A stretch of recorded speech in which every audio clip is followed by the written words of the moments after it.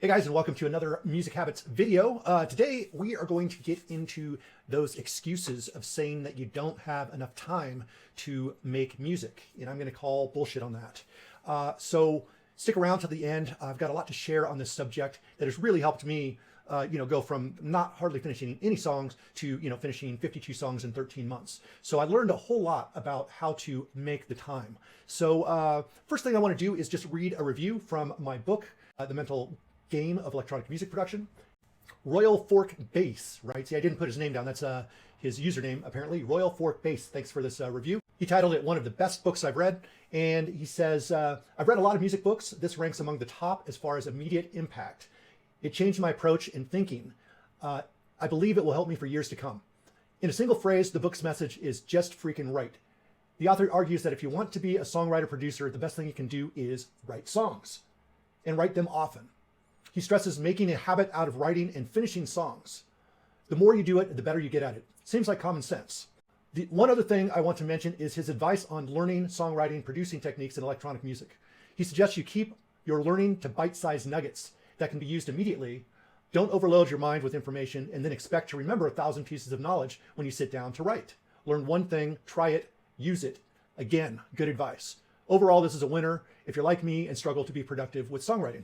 So thanks again, Royal Fork Bass. That was very kind of you to write. So here's the thing about your excuses of you just don't have time to make music.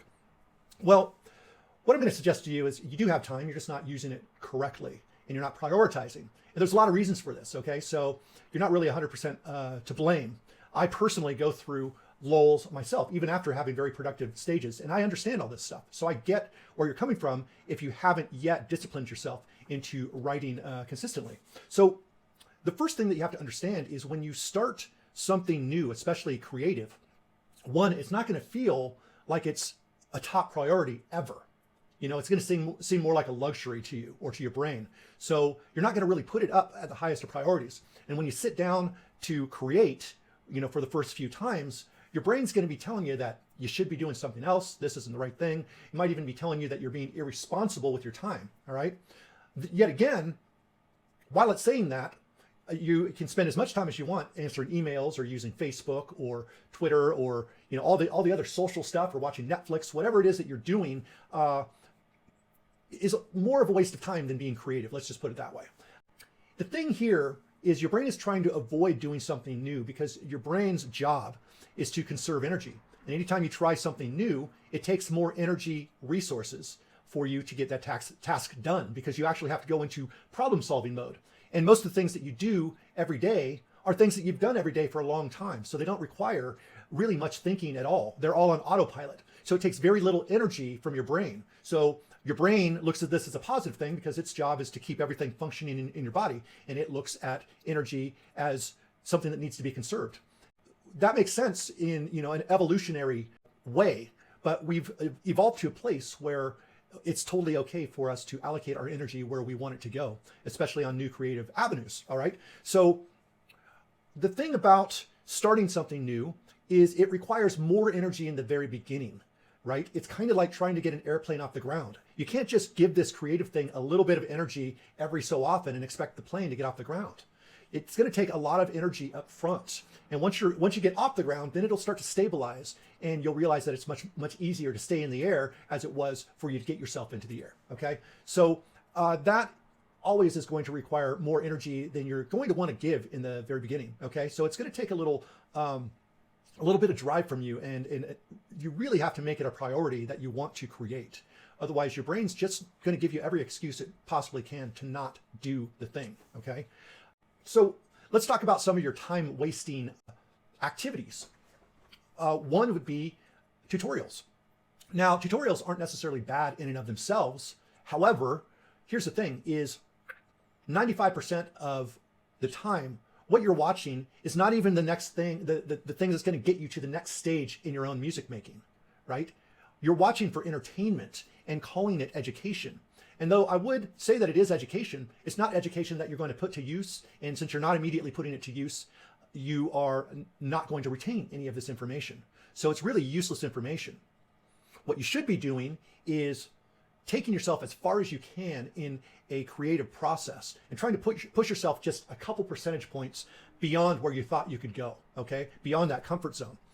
And then when you really hit a wall, that's the time where you can stop, set yourself a timer, and then educate yourself with a tutorial if you need to, you know?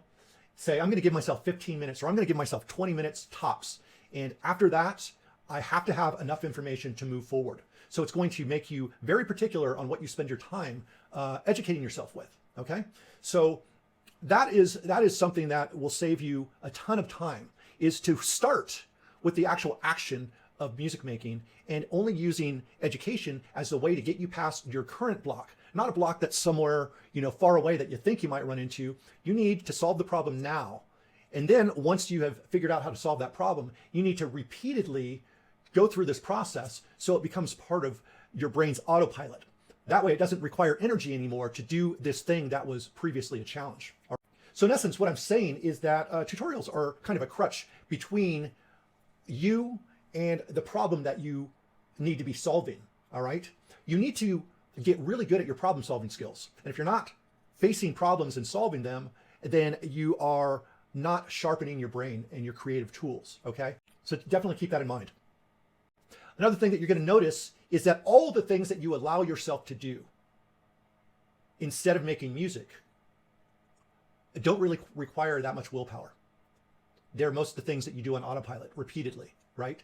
So your brain likes these activities, once again, because of the fact that it doesn't require much energy, okay? It's only the new things that you're trying to do that require energy. Plus you have an ego involved as well, and your ego isn't there to get you anywhere. All your ego wants to do is identify itself. And right now it's identified itself with all your previous habits. So if you're not in the habit of creating, your ego says that's just not you. And that's why it's going to start feeling wrong for you to do this new thing, because your ego is trying to protect you by keeping you from venturing into new things that could be quote unquote dangerous, all right? And also that require mental energy, if you will, okay? So a couple things that I've done that have really helped me to solve some of my time management problems are two things. And that is, first, I've gone a couple days in a row where I log every single thing that I do in a day. So I have a notebook, and from the time I wake up, brushing your teeth, making tea, going to the restroom, taking a shower, sitting down to work, checking my emails, checking social media. Every time you change what you're doing, you want to write that down in the time that you started it. That way, every task, you're going to know that you were doing that task until the time of the next task that you write down. And this way you can figure out how you're actually allocating your time. And you could really figure out where all your time sucks are happening, you know, over a day or two, okay? This really opens you up. And not only is it great to look at after the point, but while you're doing it, you become much more aware of how you're spending your time as well. And that's going to really change the way you look at your day and the way it's spent, okay? The second thing that I would recommend to you are there's probably certain things that you do that take time every day. Now, is it possible that you could batch that so that you've only got to do it once a week, so it frees up the rest of your week, right? Maybe you could plan ahead with your meals. If you're doing laundry every single day, maybe just do it twice a week, you know? Yeah, it might take a little bit longer, but it frees up those other days to allow you to do your creative work. So all those things that you do every day, see if there's a certain amount of those things that you can batch and do them all at once, maybe once a week, once every other week, or what have you, so that solves that particular time suck out of your days, okay? Those seem to work really, really well for me.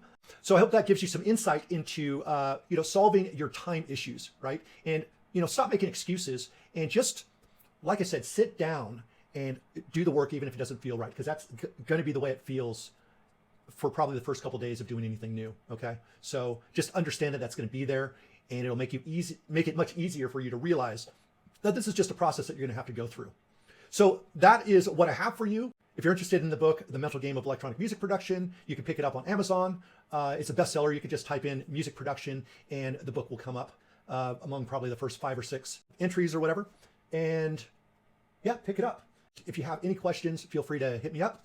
And if you feel it would help working with me directly, go to URL musicsoftwaretraining.com/application. Just fill out the quick app there and we'll do a free consultation, probably about 20 minutes or something like that. We'll schedule a time that both of us can get together and I'll see how I can best help you from there. So with that, have a great day, and I'll talk to you guys real soon. Take care.